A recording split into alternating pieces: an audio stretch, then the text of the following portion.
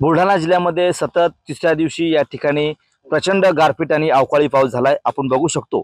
आणि यामुळे बुलढाणा जिल्ह्यातील देवगड तालुका असेल, सिंदखेड तालुका असेल, मोताळा तालुका असेल, चिखली तालुका असेल, या 3-4 तालुक्यामध्ये अवकाळी पावसासह प्रचंड गारपीट झाली। आणि या गारपिटीमुळे, अवकाळी पावसामुळे शेतकऱ्याच्या शेतातील पिकांचं प्रचंड नुकसान झालंय।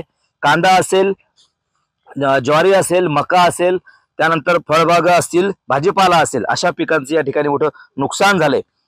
24 तास उलटले मात्र अद्यापही गारांचा खच शेतामध्ये आहे।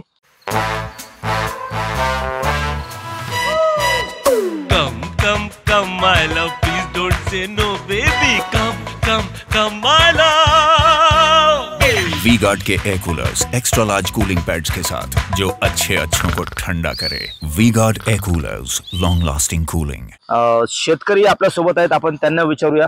दादा, काय परिस्थिती सध्या, कशी गारपीट झाली, किती गारांची साईज कशी होती, किती नुकसान झाले तुमचं साधारण? गारांची साईज कमीत कमी अशी एवढे समजा गोटे वळले आहे कमी कमी, आणि गारा चांगल्याच झाल्या। काय नुकसान झालं तुमचं साधारण शेतात? माझ्या शेतात कमीत कमी 6 एकर मका आहे। 6 एकरात कमीत कमी 3.5 ते 4 लाखाचं नुकसान झालेलं आहे। अच्छा, परिसरातल्या शेतकऱ्यांचं सुद्धा नुकसान झालं असेल?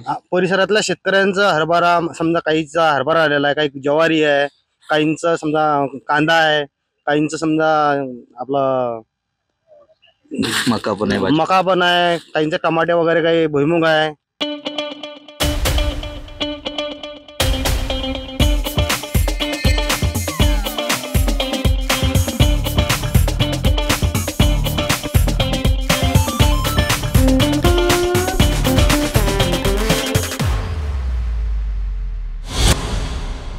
नक्कीच असं प्रचंड नुकसान या परिसरातल्या शेतकऱ्यांचं झालंय आणि तात्काळ शेतकऱ्यांना मदत मिळावी अशी मागणी या परिसरातील शेतकऱ्यांची आहे। कॅमेरामन निलेश देशमुखसह गणेश सोळंकी, TV9 मराठी, बुलढाणा।